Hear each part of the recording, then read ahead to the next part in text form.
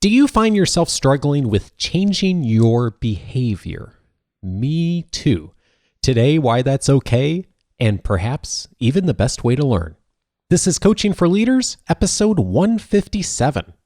Produced by Innovate Learning, maximizing human potential.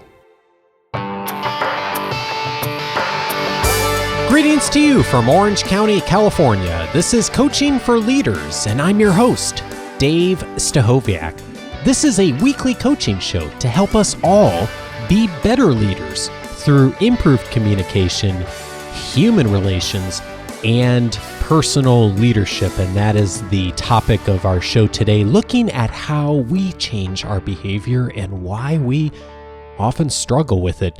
And you know, there's a lot coming in the coming weeks on this show. There's 4 or 5 interviews already recorded. I've got lots of wonderful guests and perspective for you in the coming weeks. But I wanted to step back this week and look at where we are this time of the year. And for those of you listening to this at the time it airs, it's early September 2014.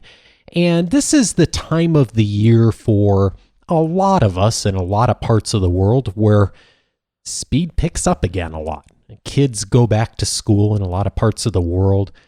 Businesses tend to pick up their work and agendas and tasks because everyone's finally done with summer vacations for the most part, at least here in the Northern Hemisphere.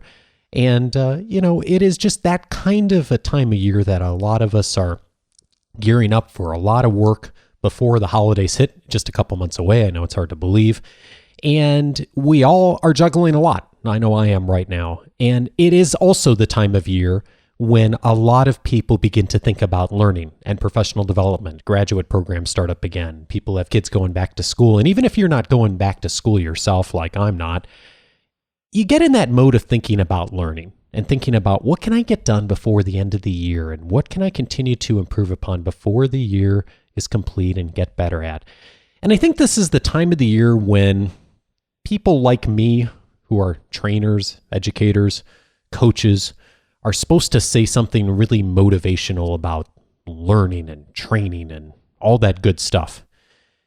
And the real reality, though, is I don't love learning all that much.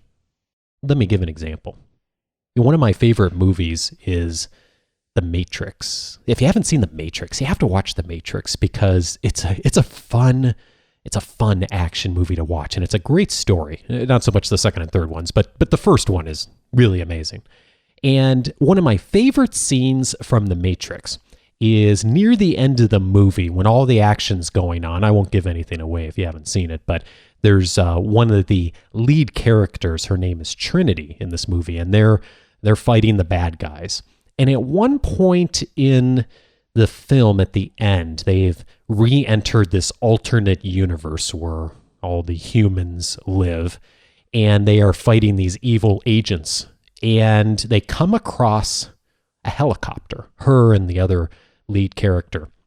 And the other character asks her, "Can you fly that helicopter?" And she responds, "Not yet." And then she calls into the person who can download all that information into her brain. And she says, "I need a pilot program right away." And he looks it up in the database. And then in the next 10 seconds, you see him pull up the information that she needs to fly the helicopter and hit the button. And then you watch her eyes kind of roll back into her head. And she assimilates all this information in just a few seconds. And then she opens her eyes and says to the other character, "Let's go." And she knows how to fly a helicopter like she'd been doing it for years. That is my kind of learning right there. That's the kind of learning that I wish I could get. And if anyone ever creates a system for that kind of learning, I am both going to be happy and sad. Sad because I'm going to be out of work, but I think it would be worth it because if I could learn how to fly a helicopter in about 10 seconds, I would gladly give up my line of work and figure out something to do. That is the kind of learning I want. Boy, we just don't have that kind of learning. I generally don't like learning very much. What I like is I not only like it, I love it. I love acquiring knowledge. I love that part. I love reading books. I love doing all the things to kind of get information about things. But when it comes to real learning, I don't know. I wrote an article on this 3 or 4 months ago. Some of you may have read it on the weekly updates. When I was a senior in college, this is going back 15 years or so now, I had seen an announcement as we were approaching the end of our senior year about interviewing to be the graduation speaker for the business college. And at the time, I was realizing I really had an interest in speaking and training, and I had done some of that in the last year of college, and I'd done a bunch of campus leadership. And I saw that announcement, and the minute I saw it, I said, that I could do. That I could really possibly do. And I remember I grabbed the information, I submitted my application right away, and so I got to work on the speech. And it was probably a week or two before the tryouts for this speech. And I would sit down at the end of the day, every evening I'd stay up late and I'd kind of work on the speech and I'd write it. And as the day got closer and closer to the actual tryout, I'd practice it in my dorm room, and I'd try, in a whole bunch of different ways. And I showed up for the tryouts, and it was in a classroom on campus, and there were probably 15 or 20 people who were in this room. And it was a mix of faculty, students, and staff. And so, people at all ages, pretty diverse group. And they said, all right, you're up. And so I walked up to the front, and I never have been very comfortable standing behind lecterns. I probably should have in this case, but I didn't. And so I had my 8.5 by 11 paper in front of me, and I was holding it in front of the audience, and I was reading my speech. And I started as confidently and as clearly as I possibly could. And I probably got about 45 seconds, a minute and a half into the speech. And I got that sinking feeling. That sinking feeling you get when you can tell it's just not going well? The jokes I had put in there, no one was laughing. The stares I was getting from the audience weren't stares of inspiration and excitement like I'd expected. They were the stares of boredom.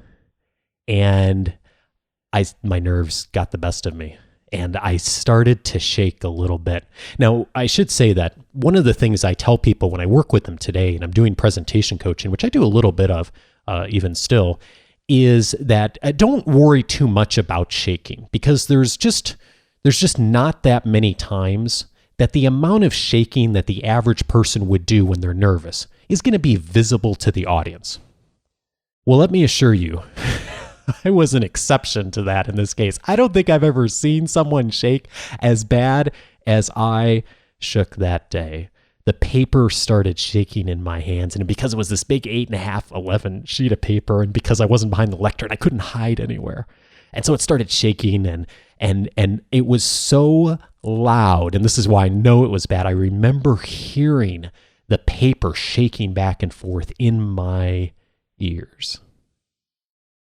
And when I got done with the speech, which, I don't know, maybe it was 5 or 6 minutes, I did finish. Someone managed to mutter something nice, but it was said in the kind of way you say something when you've just seen a train wreck and you don't really know what to say, so you say something sort of nice. And I left the room. I didn't even bother to look if I won because I knew that I hadn't. And when I eventually saw the student speaker at the graduation that I went to that 15, 16 years ago, it was clear. It was clear. I was way out of my league. And if I hadn't already been slated by the campus orientation program to speak to students that entire summer, every single night, I might not have done much speaking again, because I left that experience feeling like a failure. And I knew that if I was going to become a more effective speaker and communicator, that it was not going to be easy. Real learning is hard. It's not as simple as being able to pick up a book and to get some information. It is a challenge consistently in order to change our behavior. I read the book many years ago called Outliers that Malcolm Gladwell had written. It's a fabulous book. I actually think it's an inspirational book, personally, even though it's not intended as an inspirational book, at least I don't think, by the author.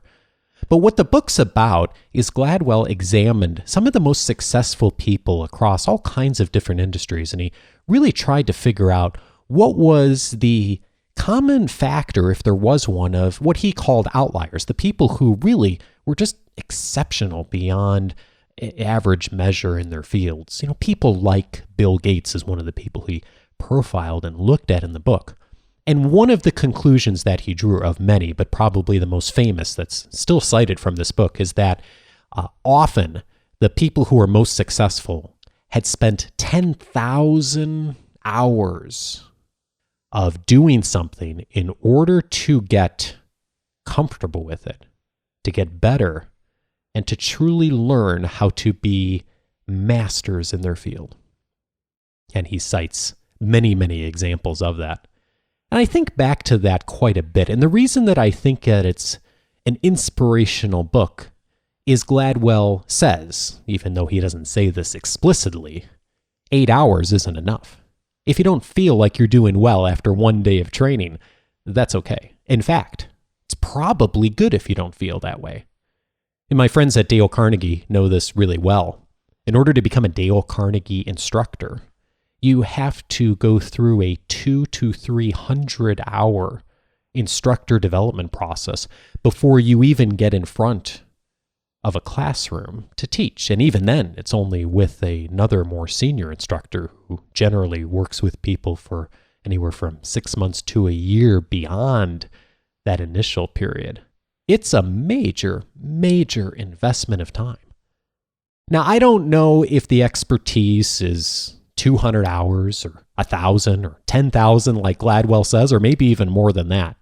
But what I do know, it's more than 50 hours. It's more than 20. It's way more than 10.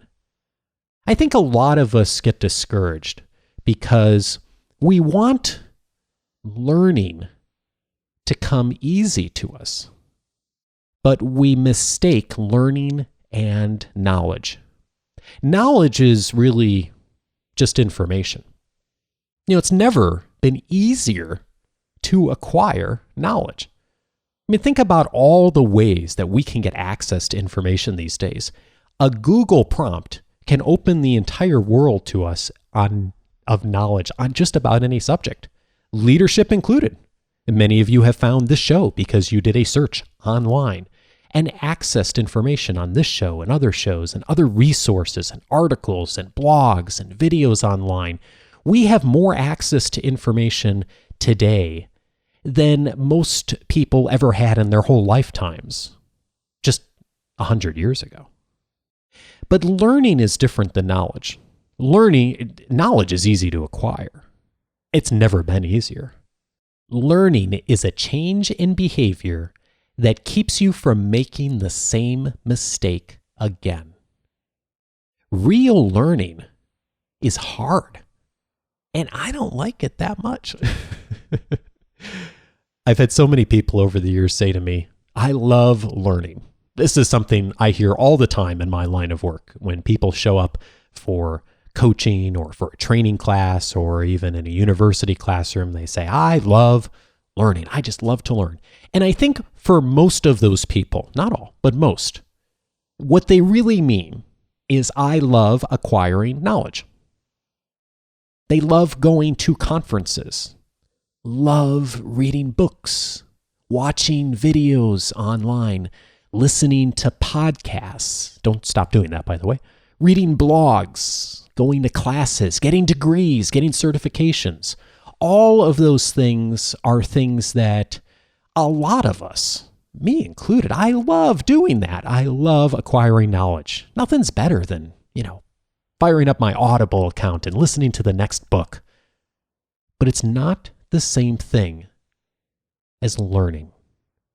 Learning is that change in behavior that keeps you from making the same mistake again. And real learning is so very hard.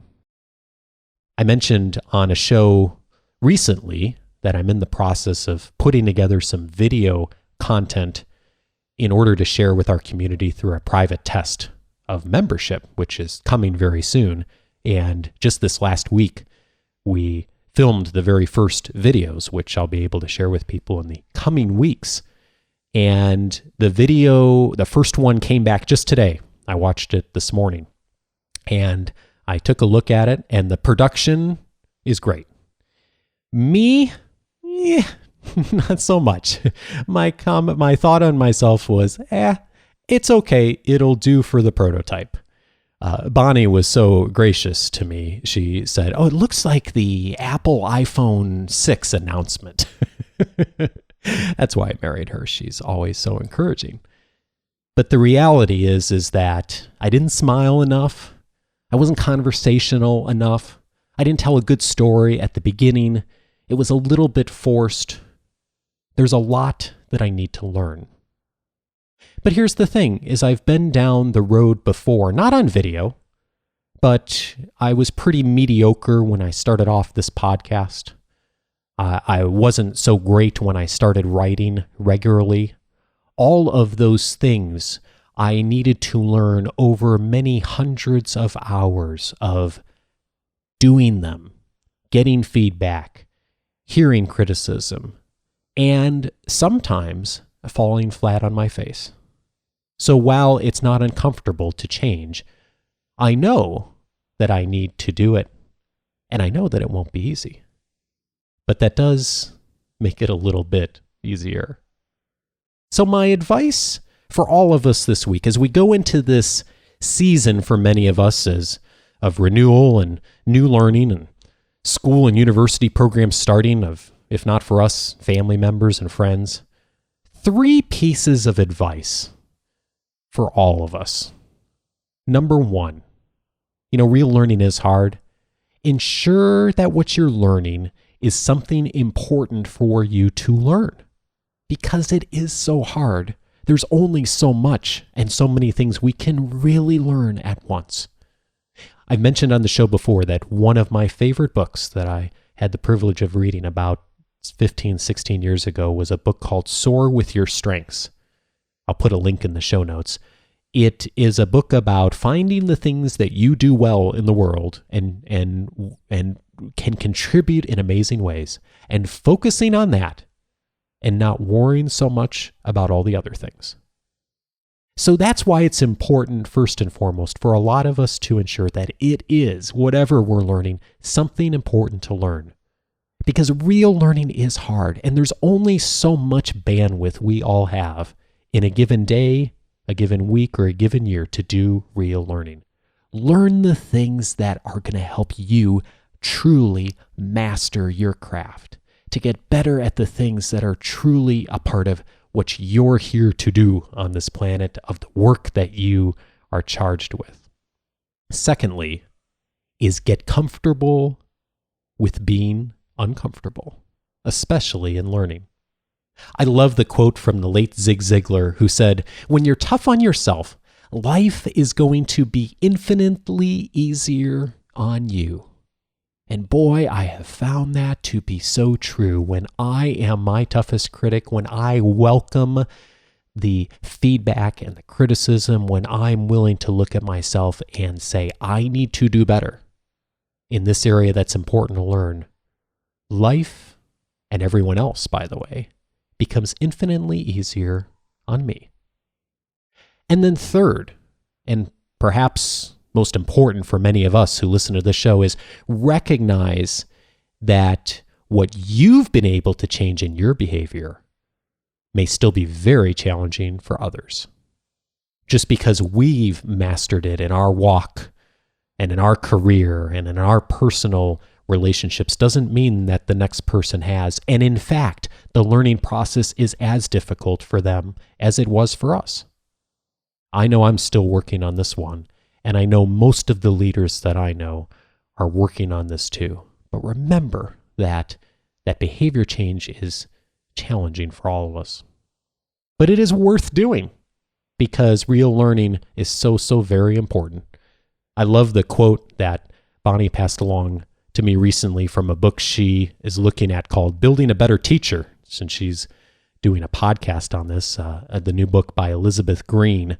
And there's a quote in the book from a teacher that says, "Every single time I get on a plane, I'm really glad that the plane is not being flown by someone who just always loved planes." And if you're on a plane right now, you know exactly what she means. I would love to hear your comments on this episode. I hope you'll join the conversation as well at coachingforleaders.com/157. What's your struggle with learning? Do you run into the same challenges that I do? Have you found ways that have worked well for you? I'd love to hear your input. And comments, questions, and feedback, especially for the future Q&A shows, are always welcome. So you can submit that at coachingforleaders.com/feedback. The next Q&A show coming up is episode 161. I'm not sure I mentioned this on last week's show, but it's going to be 161, so the first show in October. And the topic for that Q&A show is going to be difficult conversations. So if you are wondering things about difficult conversations you've had in the recent past, you may be working through right now, or even difficult relationships or dialogue that's happening that's not going quite the way you'd like it to, now's the time to get in your question to be considered for feedback. Again, the best way to do that, coachingforleaders.com/feedback. And a reminder again that I am going to be traveling out to the Chicago area, speaking of planes, with our kids coming up here in about a week and a half. And I am hosting a dinner meetup in the Chicago area. So if you are a listener out in the Chicago area and are interested in joining me and some of the other listeners for just a casual get-together on September 18th, please let me know. So it'll be Thursday, September 18th from 6 till about 7:30 or so. It'll be in the Naperville, Bolingbrook area. For those of you who are in the Chicago area, you'll know where that is. If you are interested, just go ahead and send me an email to feedback@coachingforleaders.com. Put in the subject line Chicago Dinner, or you can just hop on the website and hit the contact button and reach out to me that way too. It always works. Hey, a big thank you this week to those of you who joined the weekly updates. And that this week is Ian Collinson, Tom Lawnkar, Demetria Bilber, Tanya Richards, Andy Thomas, Elaine Sue, Kunher Karasquel, Tanya Ilizovic, Simon K., Alberto Fernandez, Tammy Pazdro, and Ransom Bennett. Thank you so much for joining the weekly update. And if you hop onto the weekly update as well, you'll get a few things. One thing you'll get immediately is you'll get my guide on the 10 leadership books that will help you get better results from others, including 2 books that I rely on weekly. And I do come back to those 2 books pretty much weekly because, like a lot of things in learning, very few things I get from a book the first time through. And one of those 2 books that I rely on weekly, Dale Carnegie's book, How to Win Friends and Influence People, I'm constantly coming back to that. And that's one of them that's on the list. And if you'd like to get the full guide for that, as well as a little video that I have that walks through all of the things that I think are valuable from those books, you can get that too. Just go to coachingforleaders.com/subscribe. You'll also start getting the notes for every episode on Wednesdays in your email box, plus an article from me each week that'll help you to continue to enhance your leadership skills. Also, this week, thank you to a few of you who hopped onto the iTunes store and left written reviews about the show. Thank you all the way from Germany. The username is, and I took 4 years of German. I should be a lot better than this, but I'm gonna attempt it here. Schwendapful. I hope I'm close. Thank you so much for the kind review. And also thank you to Kat K, way down under in Australia. Kat, thank you so much for the kind review as well.